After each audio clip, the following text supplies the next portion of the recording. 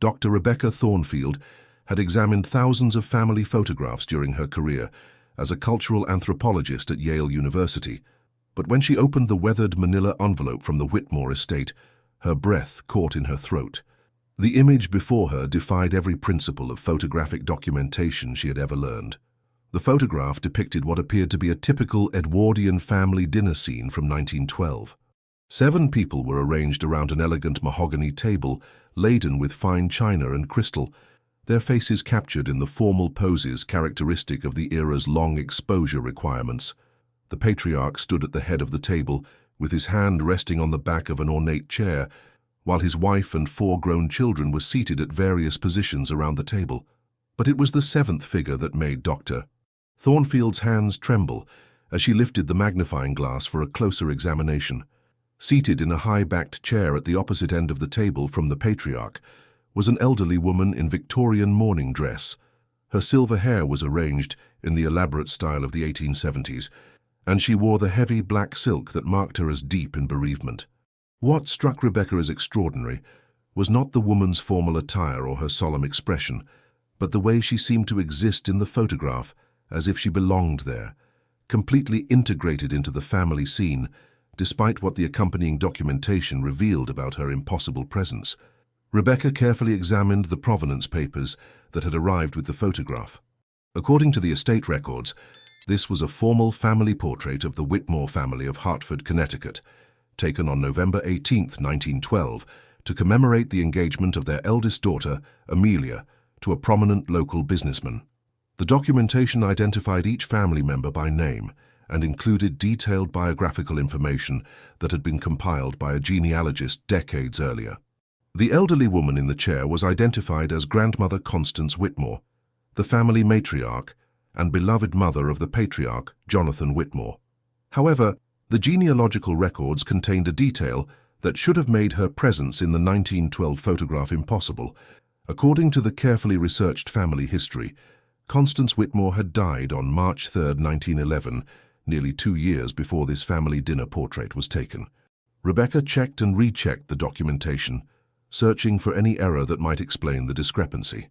The death certificate for Constance Whitmore was included in the estate papers, clearly stating that she had passed away in March 1911 at the age of 78. Her obituary from the Hartford Courant was also present, describing her funeral and burial in the family plot at Cedar Hill Cemetery. There could be no mistake about the date of her death, yet there she sat in the family photograph, appearing as solid and present as her living relatives. The anthropologist in Rebecca demanded a rational explanation. Post-mortem photography had been common during the Victorian era, but by 1912, the practice was largely obsolete, and such photographs typically depicted the deceased lying in repose, not seated at a dinner table among living family members. Composite photography, where multiple images were combined to create a single picture, was technically possible in 1912, but the technology required for such seamless integration was far beyond what most photographers of the era could achieve. Rebecca spent the rest of the day examining the photograph under various forms of magnification and lighting. The image showed no obvious signs of manipulation or composite work. The lighting across all the figures was consistent, the shadows fell naturally, and the depth of field appeared uniform throughout the scene. Most significantly, Grandmother Constance seemed to interact naturally with her environment. Her hands rested on the dining table in the same manner as the other family members, and her body cast shadows that aligned perfectly with the single light source that illuminated the scene. As evening approached, Rebecca found herself increasingly absorbed by the mystery of the impossible photograph. She had encountered unusual family portraits before, including some that contained elements that challenged conventional explanation, but nothing as blatantly impossible as a family member who had been dead for nearly 2 years, appearing as naturally as if she were still alive. She decided to research the Whitmore family more thoroughly, hoping to find some explanation for what she was seeing. The estate donation had included not only the photograph, but also a substantial collection of family papers, diaries, and correspondence spanning nearly a century. Rebecca began by examining the materials from around 1912, searching for any mention of the family dinner portrait or unusual circumstances surrounding its creation. Her research yielded immediate results, when she discovered a diary kept by Amelia Whitmore, the eldest daughter whose engagement had prompted the family gathering. Amelia's entries from November 1912 painted a disturbing picture of the events leading up to the family photograph and the strange circumstances that had surrounded it. According to Amelia's diary, the idea for a family dinner portrait had not originated with the living family members, but had been suggested during what she described as one of Grandmother Constance's visits. Amelia wrote that her grandmother had begun appearing to family members shortly after her death in 1911, initially in dreams but gradually in what seemed to be waking encounters. The diary entries described these visitations with matter-of-fact acceptance that suggested the family had come to regard them as normal occurrences.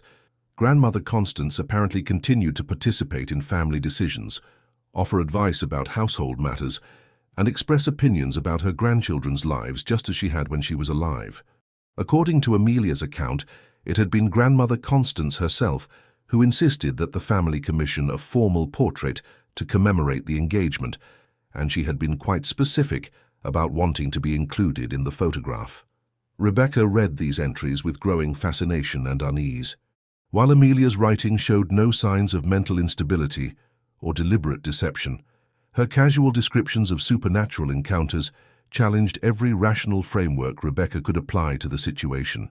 Yet the existence of the impossible photograph seemed to corroborate at least some aspect of Amelia's extraordinary claims. The diary contained additional details that shed light on the photographer who had created the family portrait.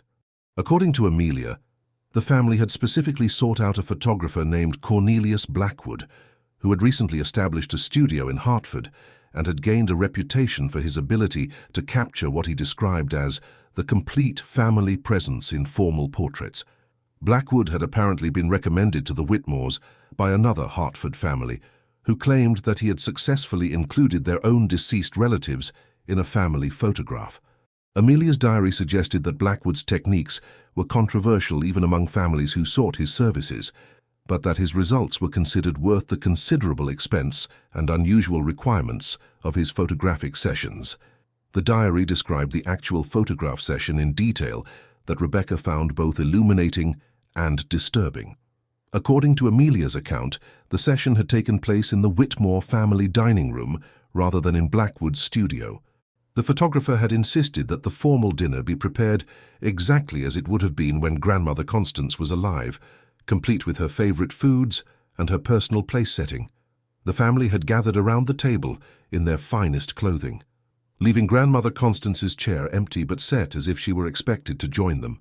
Blackwood had then performed what Amelia described as preparation rituals, dimming the gas lights and arranging mirrors and reflective surfaces around the room in patterns that he claimed would help capture spiritual presences on photographic plates. As the session progressed, Amelia wrote that the temperature in the dining room had dropped noticeably, and several family members had reported sensing an unseen presence. According to her account, Grandmother Constance had gradually become visible during the long exposure, appearing first as a faint outline and then solidifying until she seemed as physically present as the living family members. Most significantly, Amelia described her grandmother's behavior during the photographic session as entirely natural and consistent with her personality when she had been alive. Grandmother Constance had apparently offered commentary on the family's posture, suggested adjustments to the table setting, and expressed satisfaction with the photographer's work. To the Whitmore family, her presence had seemed not supernatural or frightening, but simply a continuation of her lifelong role as family matriarch. However, Amelia's diary also hinted at complications that had arisen after the photographic session was completed. She wrote that Blackwood had seemed increasingly nervous as the session progressed, and had left the Whitmore house immediately after exposing the final photographic plate. When the family attempted to contact him days later to arrange for additional copies of the portrait, they discovered that his studio had been closed and that he had apparently left Hartford without notice. The diary entries following the photographic session described a gradual change in Grandmother Constance's visitations to the family. According to Amelia, her grandmother's appearances had become more frequent and more intrusive after the formal portrait was taken.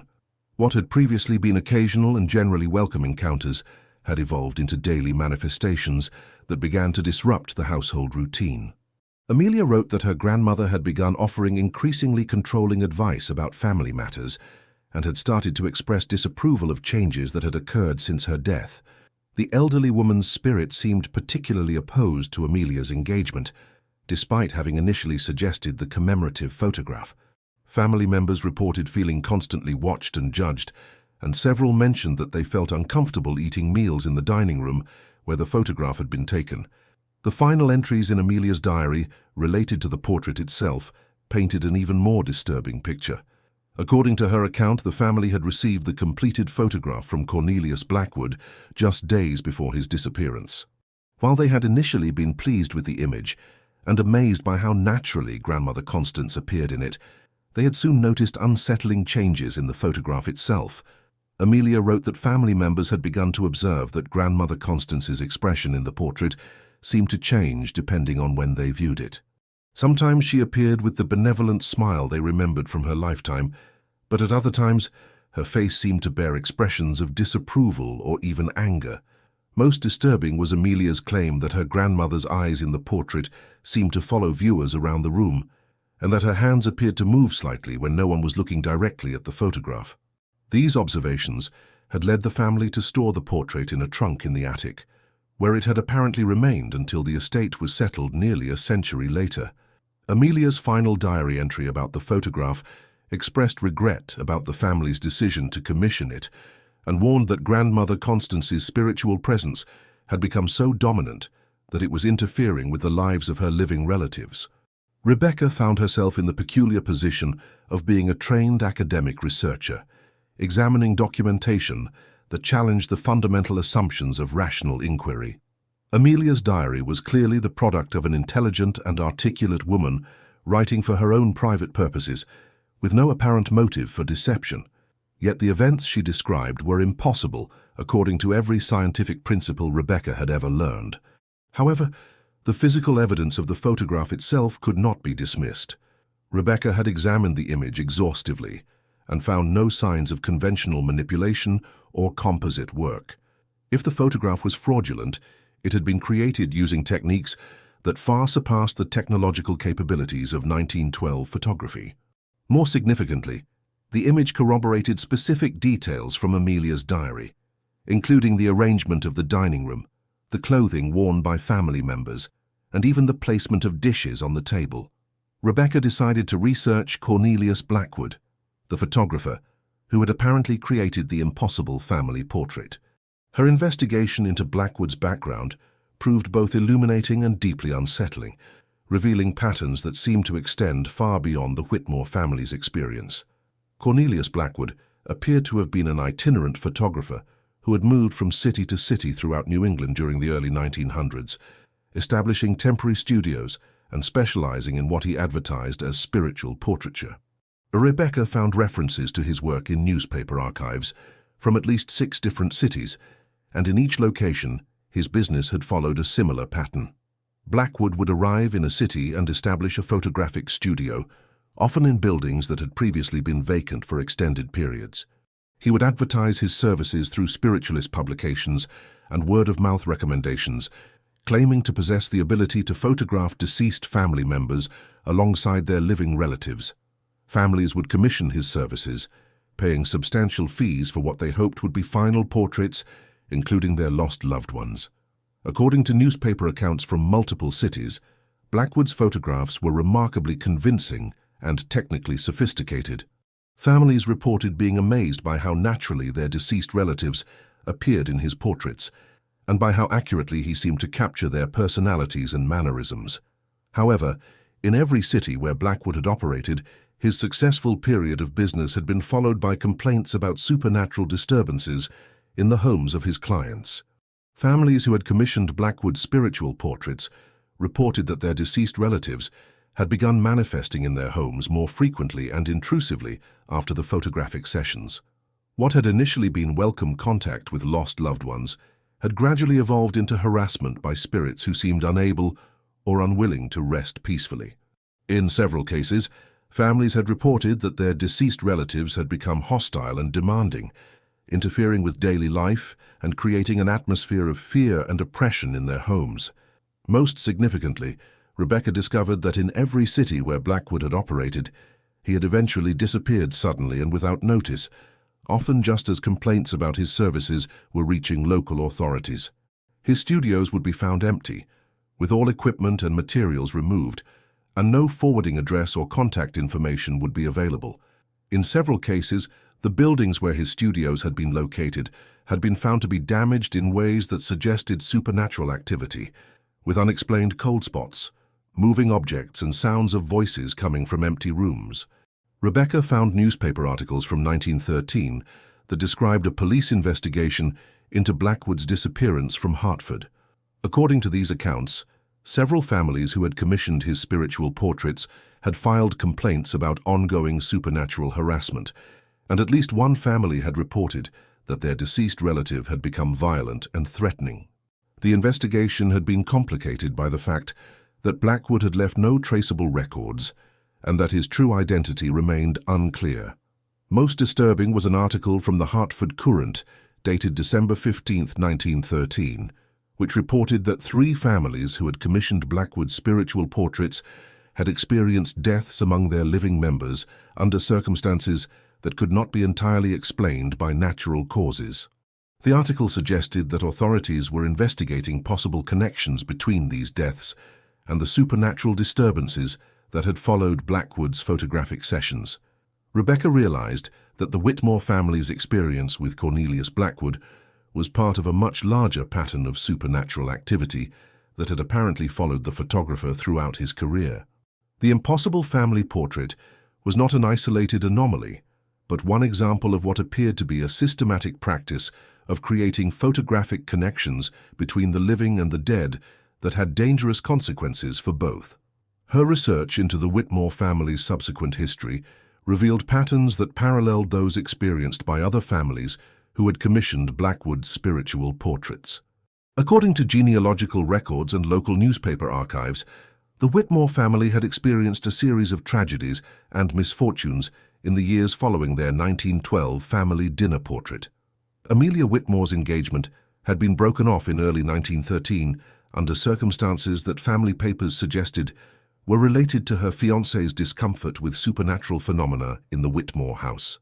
She had never married and had remained in the family home until her death in 1954, apparently serving as caretaker for increasingly dependent and reclusive parents. Jonathan Whitmore, the family patriarch, had suffered what contemporary medical records described as a nervous breakdown in 1914 and had spent his remaining years as an invalid who rarely left his bedroom. His wife Margaret had died suddenly in 1915 under circumstances that a newspaper obituary described as unexpected and unexplained, though it offered no specific details about the cause of her death. The younger Whitmore children had all left the family home as soon as they reached adulthood, and genealogical records indicated that they had deliberately distanced themselves from their parents and sister. Several had changed their names after moving to other states, and family correspondence suggested that they had refused to maintain contact with the Hartford branch of the family. Most significantly, Rebecca discovered that the Whitmore family home had gained a reputation in Hartford as being haunted, and that it had remained largely unoccupied after Amelia's death in 1954. The house had been sold and resold multiple times over the decades, but no family had remained in it for extended periods. Property records indicated that residents had consistently reported supernatural phenomena, including the apparition of an elderly woman who seemed to wander through the house and particularly favored the dining room. The pattern of tragedy and supernatural activity that had affected the Whitmore family seemed to extend beyond the immediate household to include anyone who had prolonged contact with the 1912 family portrait. Rebecca found references to several subsequent owners of the photograph who had reported unusual experiences after acquiring it, and in each case, the image had been quickly sold or donated to avoid continued supernatural harassment. Rebecca faced a dilemma about how to proceed with her research. As an academic, she was committed to documenting and analyzing the historical evidence she had discovered, but as a responsible scholar, she was concerned about the potential consequences of publicizing information about an artifact that appeared to have a documented history of causing supernatural disturbances. She decided to consult with colleagues who had experience studying paranormal phenomena in historical contexts. Her inquiries led her to Dr. Marcus Whitfield, a professor of religious studies at Harvard University, who had spent his career investigating the intersection of spiritualism and early photography. Dr. Whitfield was familiar with Cornelius Blackwood's work and confirmed that the photographer had been known among researchers who studied supernatural photography from the early 20th century. According to Dr. Whitfield, Blackwood had been practicing a form of necromantic photography that had its roots in European folk traditions and that had been adapted to take advantage of the technological capabilities of modern cameras and chemical processes.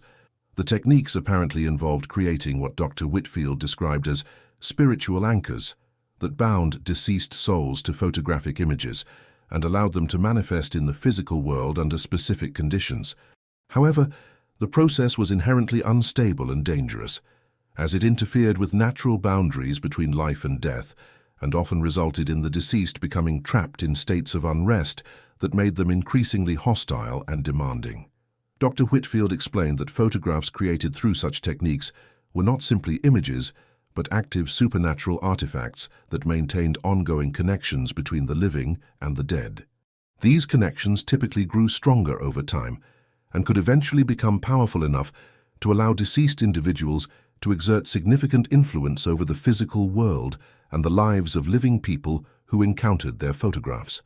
According to Dr. Whitfield's research, the only effective way to neutralize such supernatural artifacts was through their complete destruction, preferably by burning under controlled conditions with appropriate spiritual protections. However, he warned that even destruction did not always permanently sever the supernatural connections that had been created, and that some spiritual anchors were powerful enough to survive the physical destruction of their associated photographs. Rebecca found herself facing an unprecedented ethical dilemma. The Whitmore family dinner portrait represented a unique historical artifact that provided insights into early 20th century spiritualism and photographic practices, but it also appeared to be a genuine supernatural hazard that had caused documented harm to everyone who had encountered it over the course of a century. She decided to contact the Whitmore estate's executor to discuss the situation and explore options for handling the photograph in a way that would serve both historical preservation and public safety interests.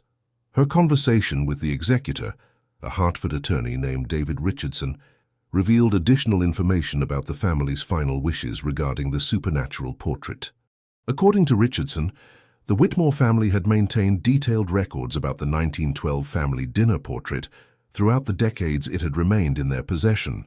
These records, which had not been included in the initial estate donation, documented continued supernatural activity associated with the photograph and detailed the family's unsuccessful attempts to neutralize its supernatural influence. Richardson explained that Amelia Whitmore had spent decades researching methods for destroying or neutralizing supernatural artifacts, consulting with spiritualists, religious authorities, and folk practitioners from various traditions. She had attempted numerous rituals and procedures designed to break the spiritual connections that bound her grandmother's spirit to the physical world, but none had been successful in permanently ending the supernatural manifestations. The family records included detailed accounts of supernatural encounters that had continued throughout Amelia's lifetime, describing her grandmother's spirit as becoming increasingly demanding and controlling as the decades passed. According to these accounts, Grandmother Constance had gradually evolved from a benevolent family presence to a dominating force that insisted on controlling every aspect of household life and that became hostile when her wishes were challenged. Most disturbing were Amelia's final writings, completed shortly before her death in 1954, which suggested that her grandmother's spirit had become so powerful that it was capable of influencing events far beyond the immediate household. Amelia wrote that she believed her family's decades of misfortune had been deliberately caused by her grandmother's spirit as punishment for the family's attempts to limit her influence over their lives. Amelia's final letter, addressed to whoever might eventually inherit the family portrait, contained an urgent warning about the danger it represented and a plea that it be destroyed as soon as possible. She wrote that every year the photograph continued to exist. Her grandmother's spiritual power grew stronger, and that she feared the consequences if the artifact were to fall into the hands of people who did not understand its supernatural nature. However, Amelia had also acknowledged that previous attempts to destroy the photograph had been unsuccessful. She described multiple occasions when family members had tried to burn, tear, or otherwise damage the image, only to find it mysteriously restored to its original condition the following day. According to her account, Grandmother Constance's spirit had become so attached to the photograph that she would not allow it to be destroyed, and she had developed the power to reverse any damage inflicted upon it. Richardson explained that the estate had donated the photograph to Yale University in the hope that academic researchers would be better equipped to find a solution to the supernatural problem it represented.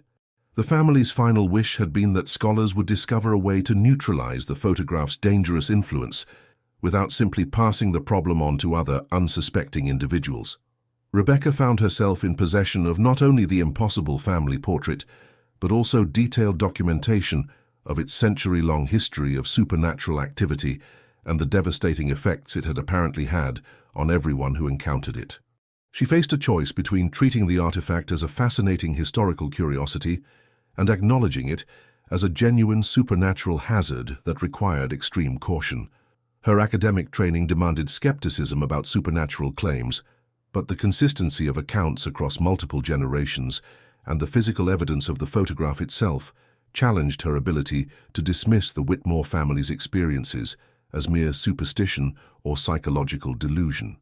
The documentation was too extensive and detailed to be the product of deliberate deception, and the effects described were too consistent across different time periods and individuals to be explained by suggestion or cultural influence. Rebecca decided to arrange for the photograph to be examined by additional experts, including specialists in historical photography, forensic image analysis, and paranormal investigation. She hoped that modern technology and multidisciplinary expertise might reveal aspects of the image that had not been apparent to previous researchers and that might point toward effective methods for neutralizing its supernatural influence.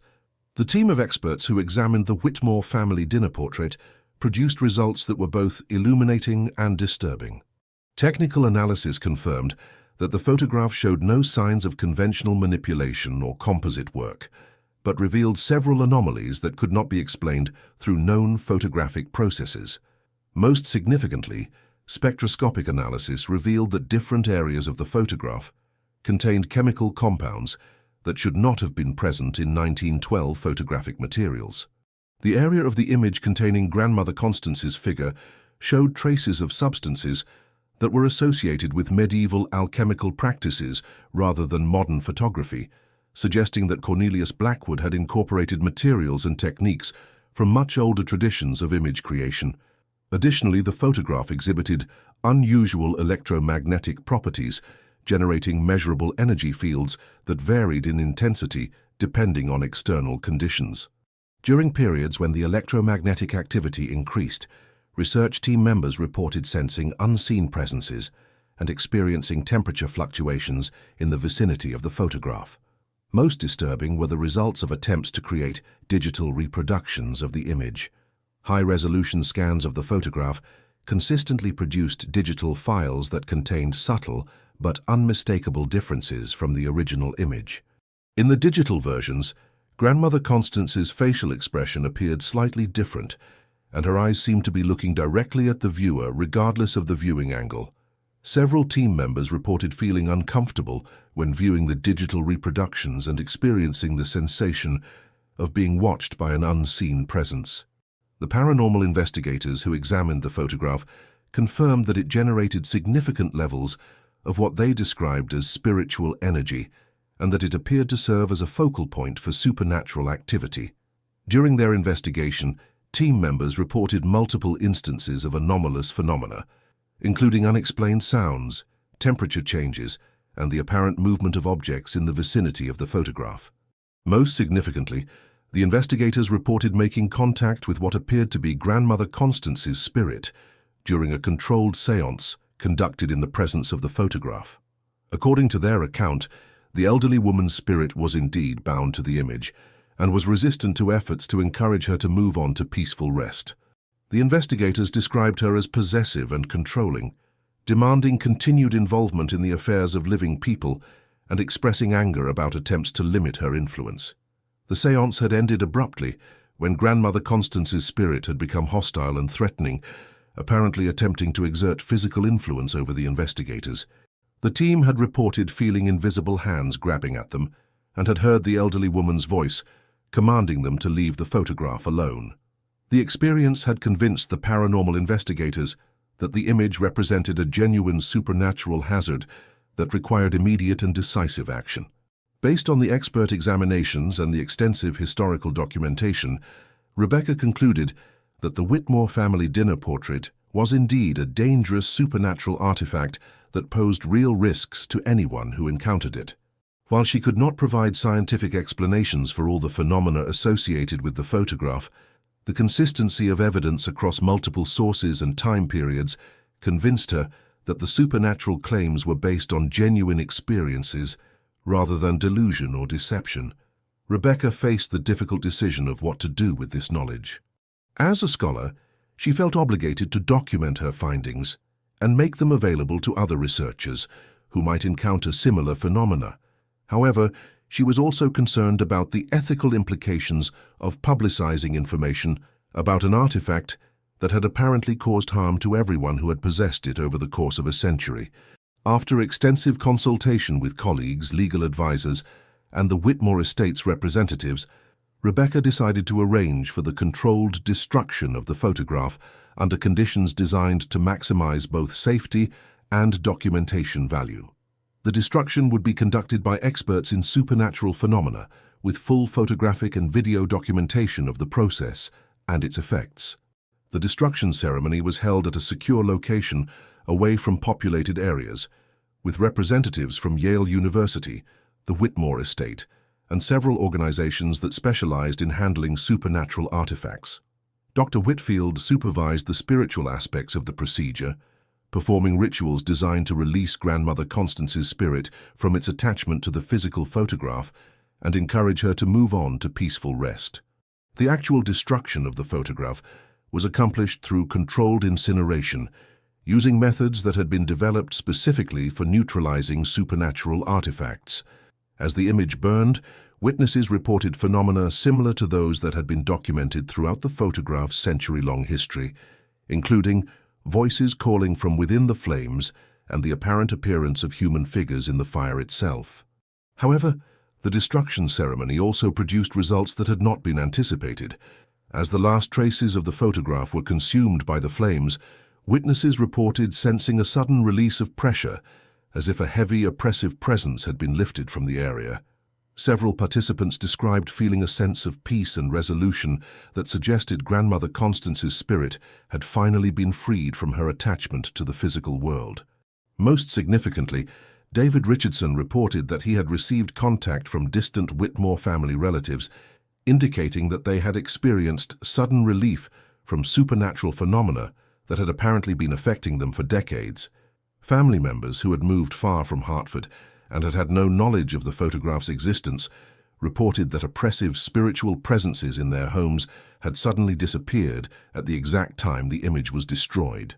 The successful destruction of the Whitmore family dinner portrait appeared to have broken a century-long cycle of supernatural harassment and tragedy that had affected not only direct family members, but also anyone who had encountered the impossible photograph. Rebecca's documentation of the case provided evidence that some historical artifacts could indeed maintain active supernatural influences that posed genuine dangers to contemporary researchers and collectors. Rebecca's final report on the Whitmore family dinner portrait case was published in restricted academic journals that specialized in paranormal historical research. The report documented the physical evidence, historical background, and expert analysis, while acknowledging the supernatural elements that had made conventional academic study impossible. She recommended that similar artifacts be handled with extreme caution and that serious consideration be given to their destruction when they pose documented risks to public safety. The case had profound implications for Rebecca's subsequent career and approach to historical research. She developed protocols for identifying and safely handling potentially supernatural historical artifacts, and she became a consultant for museums and private collectors who encountered materials that exhibited unexplained phenomena. However, Rebecca never forgot the lesson learned from her investigation of the impossible family photograph. Some artifacts from the past retained active connections to forces that transcended normal historical categories, and the preservation of such items sometimes came at an unacceptable cost to the safety and well-being of living people. The Whitmore family dinner portrait was gone, but its story served as a permanent reminder that history was not always safely contained within academic frameworks. Some aspects of the past continued to exert active influence over the present, and historians who encountered such phenomena faced difficult choices between scholarly preservation and moral responsibility. Rebecca's experience with the Whitmore case established her as a leading expert in what became known as supernatural historical artifacts, and she spent the remainder of her career helping other researchers navigate the complex ethical and practical challenges posed by materials that defied rational explanation. Her work contributed to the development of new protocols for handling potentially dangerous historical items and helped establish safety guidelines for researchers who encountered phenomena that challenged conventional academic assumptions. The empty space in Yale University's collection, where the Whitmore family dinner portrait had briefly resided, became a reminder of the sometimes uncomfortable relationship between historical preservation and public safety. The artifact had been destroyed, but the knowledge gained from studying it continued to inform research practices and help protect future investigators from the dangers that could lurk within seemingly innocent historical materials. Rebecca's investigation had begun with curiosity about an impossible family photograph, but it had evolved into a profound exploration of the boundaries between historical research and supernatural reality. The case had demonstrated that some mysteries from the past were too dangerous to preserve, and that the most responsible action historians could sometimes take was to ensure that certain aspects of history remained safely buried rather than continuing to threaten the living world. However, the story of the Whitmore family dinner portrait was far from over. 3 months after the photograph's destruction, Rebecca received an urgent phone call from David Richardson, the estate attorney. His voice was strained with barely controlled panic as he explained that new developments had emerged that cast doubt on whether the destruction ceremony had been as successful as they had initially believed.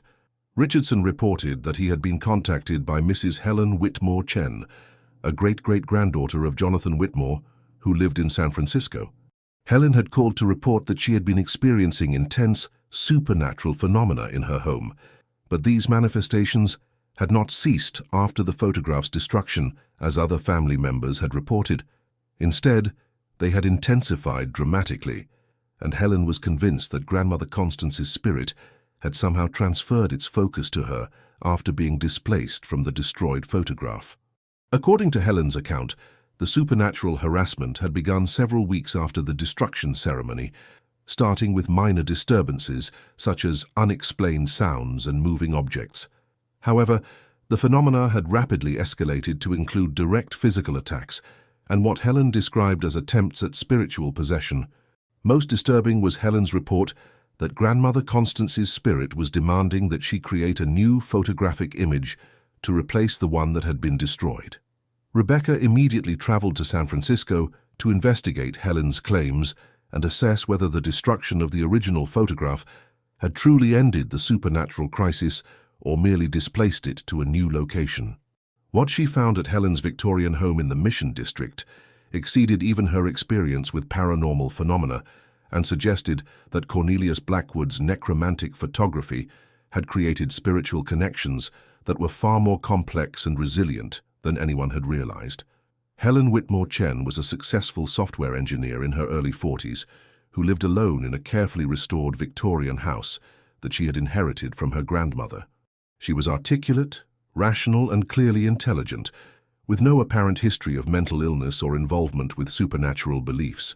Her account of recent events was detailed and consistent, suggesting that her experiences were based on genuine phenomena rather than psychological delusion. According to Helen, the supernatural manifestations had begun with subtle changes in her home environment. She had noticed that furniture was frequently rearranged overnight, photographs on her walls had been moved to different positions, and personal belongings appeared in locations where she had not placed them. Initially, she had dismissed these occurrences as the result of absent-mindedness or minor seismic activity, common in the San Francisco area. However, the phenomena had quickly escalated beyond what could be explained by natural causes. Helen reported waking to find her dining room table, set for 7 people, in an elaborate Victorian style, complete with antique china and crystal that she did not own and that disappeared when she attempted to photograph or handle the place settings. She had begun hearing voices in her house at night, including the clear sound of an elderly woman calling her name and demanding her attention. Most disturbing were Helen's descriptions of direct encounters with what she believed to be Grandmother Constance's spirit. According to her account, the elderly woman had begun appearing to her in dreams, initially in a benevolent manner, but gradually becoming more demanding and threatening.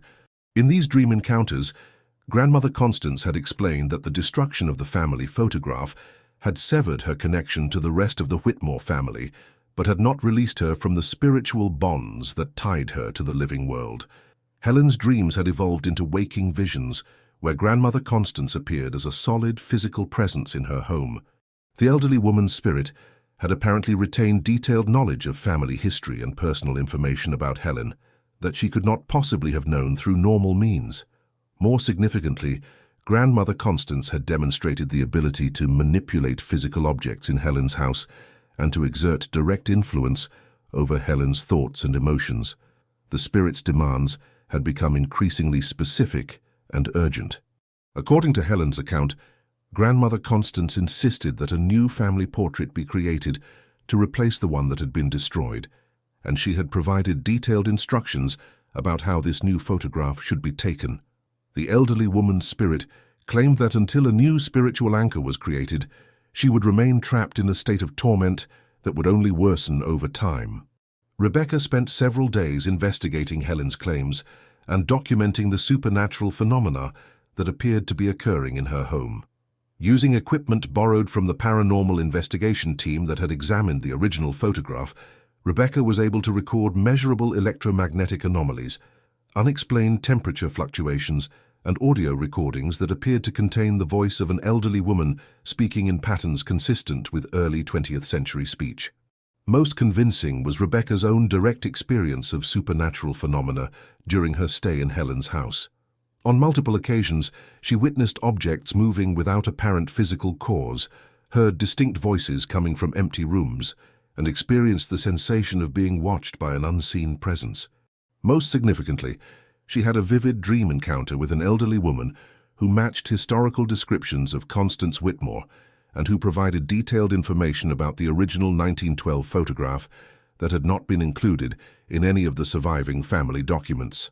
In this dream encounter, the spirit identifying itself as Grandmother Constance explained that Cornelius Blackwood's necromantic photography had created what she described as spiritual contracts that bound deceased souls to the physical world through photographic images. However, these contracts were more complex than simple attachments to specific photographs. They created ongoing obligations that required deceased individuals to maintain connections with living family members, and these obligations could not be eliminated simply by destroying the physical images. According to the spirit's explanation, the destruction of the 1912 family dinner portrait had severed her connections to most of the Whitmore family descendants, but it had also concentrated all of her spiritual energy onto Helen as the only remaining family member who maintained strong psychic sensitivity.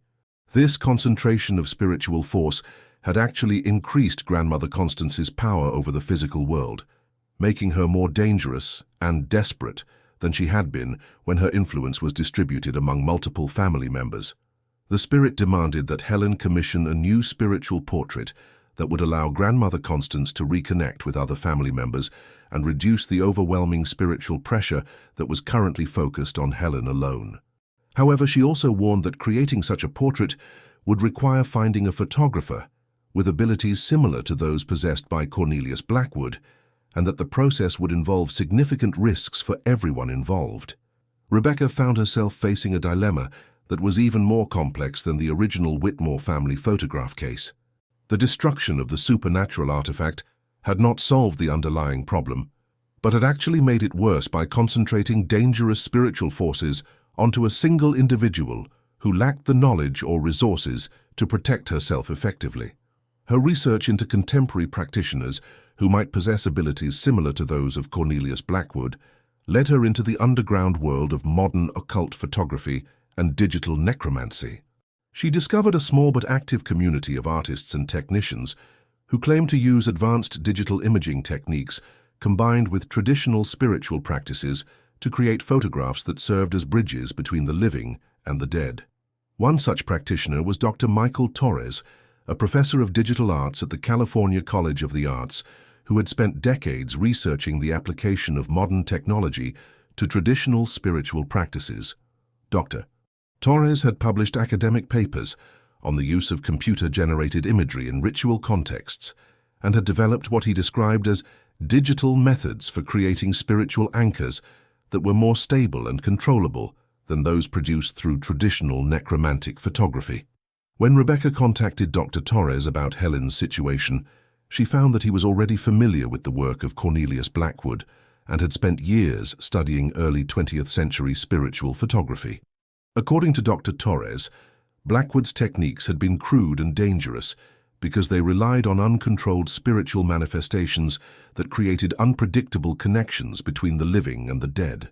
Dr. Torres claimed that modern digital imaging technology, combined with proper spiritual safeguards, could be used to create controlled spiritual portraits that satisfied the demands of restless spirits while minimizing the risks to living participants.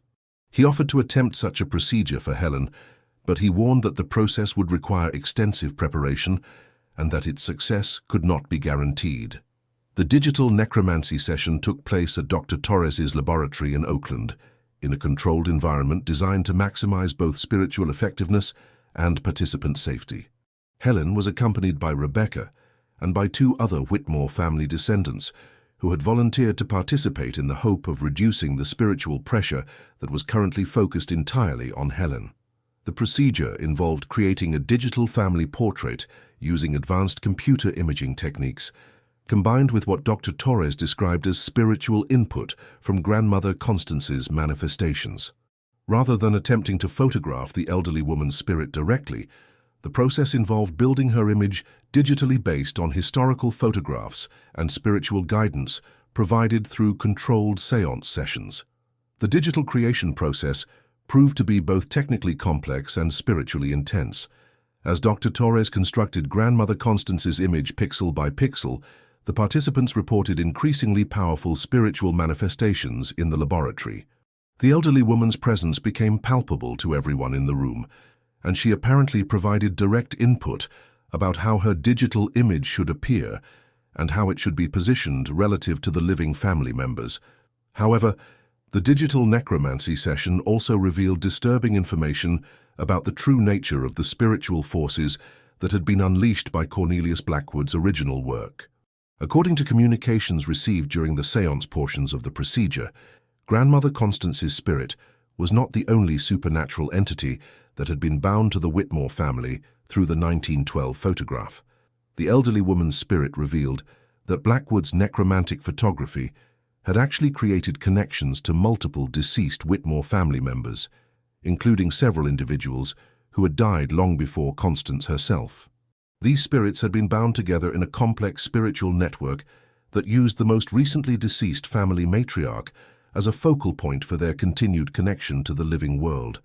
The destruction of the original photograph had disrupted this network and scattered the bound spirits, but it had not released them from their supernatural obligations.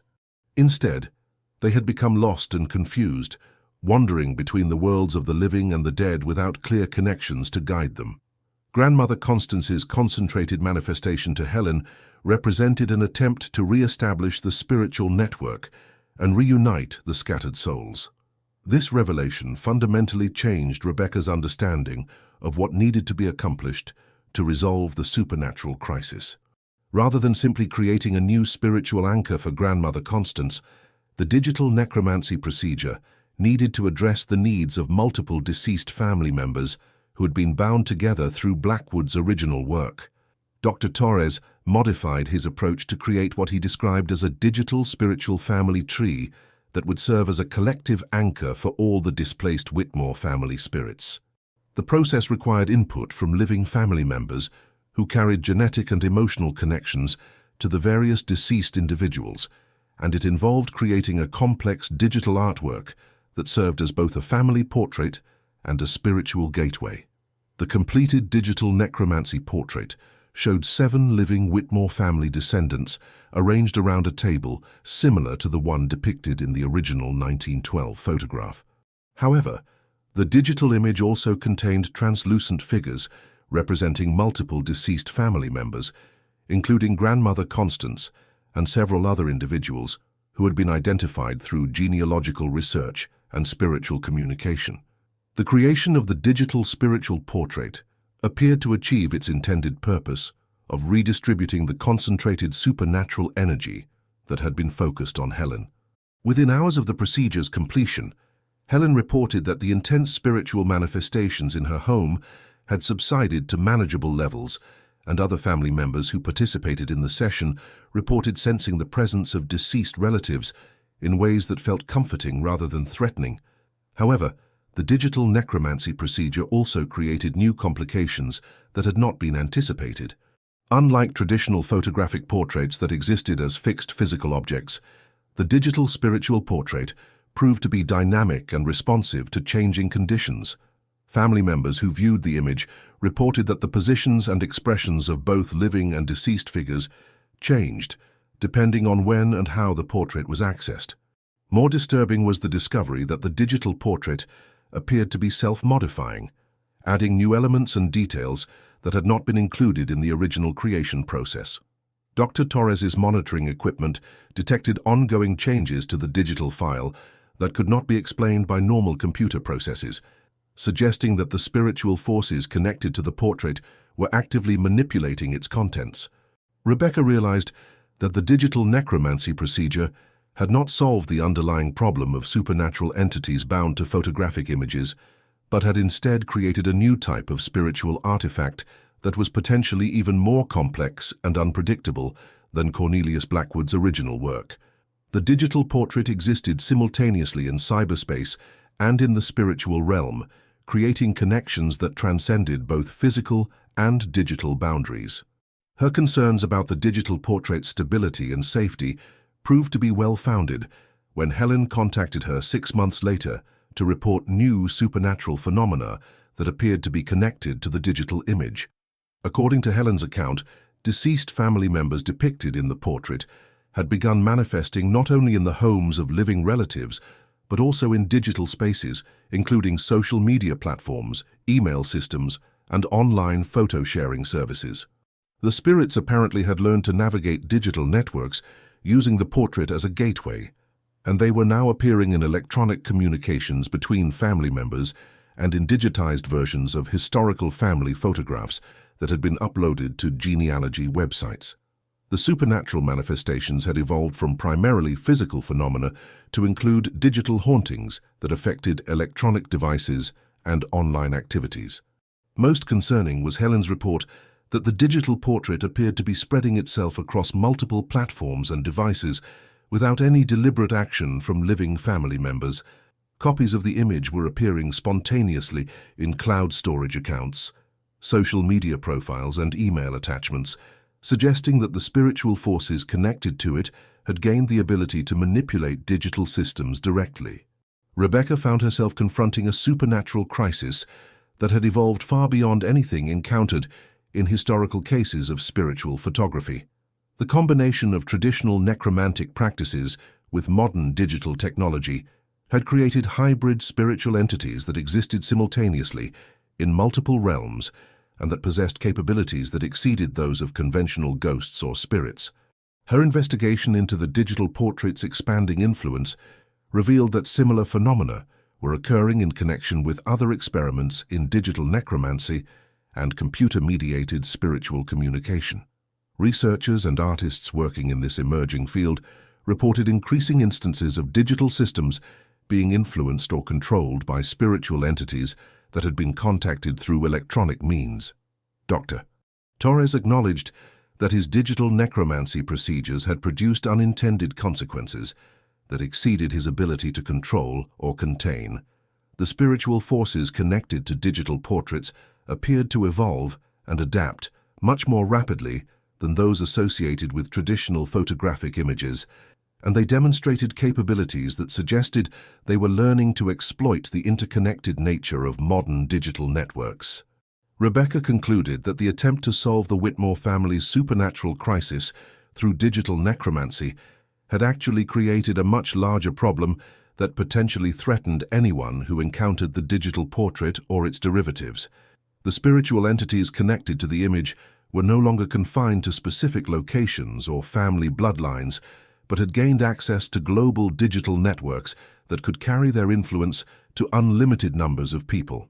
Working with cybersecurity experts and digital forensics specialists, Rebecca attempted to trace and contain the spreading digital portrait, but the task proved to be virtually impossible.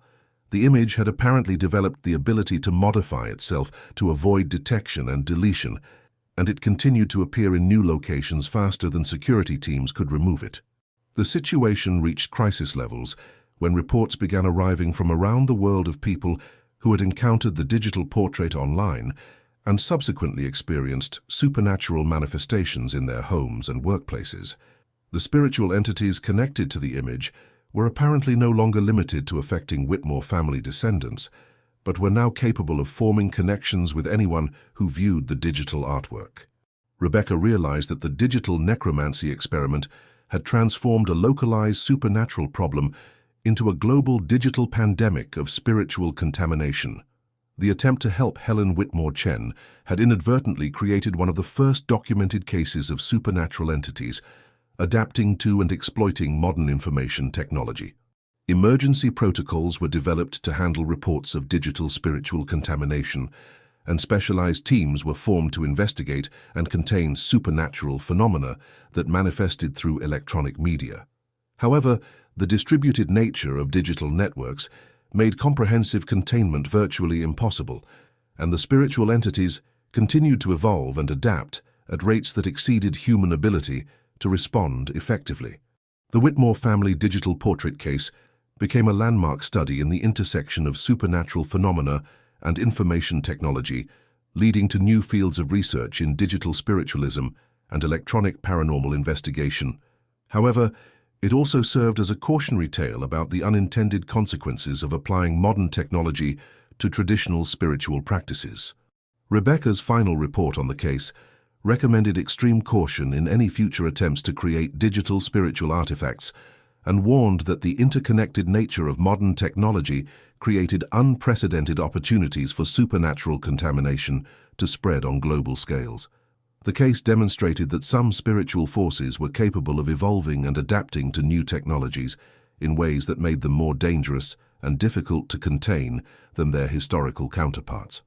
The original 1912 Whitmore family dinner portrait had been successfully destroyed, but its digital successor continued to exist and spread throughout global networks, creating ongoing supernatural threats that affected people who had no connection to the original family or circumstances. The case illustrated that some solutions to supernatural problems could create even more serious complications, and that the interaction between spiritual forces and advanced technology was poorly understood and potentially catastrophic. Helen Whitmore Chen eventually learned to coexist with the moderate supernatural manifestations that remained in her home after the digital portrait's creation, but she lived with the knowledge that her attempt to resolve her family's century-old spiritual crisis had contributed to a new form of global supernatural contamination. The case served as a reminder that some problems from the past could not be solved through modern innovations, and that the attempt to apply new technologies to ancient spiritual forces could have consequences that exceeded anyone's ability to predict or control. Rebecca continued her research into digital supernatural phenomena for the remainder of her career, working to develop better understanding of how spiritual entities adapted to and exploited modern technology. Her work contributed to new protocols for handling digitally mediated supernatural encounters and helped establish safety guidelines for researchers working at the intersection of technology and paranormal phenomena. However, the Whitmore family case remained a constant reminder that some aspects of the supernatural realm were fundamentally incompatible with human attempts at control or containment, regardless of the sophistication of available technology. The case had demonstrated that spiritual forces possessed their own forms of intelligence and adaptability that could evolve in response to human innovations, creating ongoing challenges for anyone who attempted to study or manipulate supernatural phenomena. The empty space where the original Whitmore family dinner portrait had briefly resided in Yale University's collection became a symbol of the complex relationship between historical preservation and contemporary safety. The physical artifact had been destroyed, but its spiritual legacy continued to influence the modern world through digital networks that connected every computer and mobile device on Earth. Rebecca's investigation had begun with curiosity about an impossible family photograph, but it had evolved into a profound recognition that some mysteries from the past were not only dangerous to preserve, but were also capable of evolving and adapting to threaten future generations in ways that could never be fully anticipated or controlled. The case served as a permanent reminder that the boundary between past and present was far more permeable than most people realized, and that some forces from history continued to shape the contemporary world in ways that challenged every assumption about the nature of reality itself.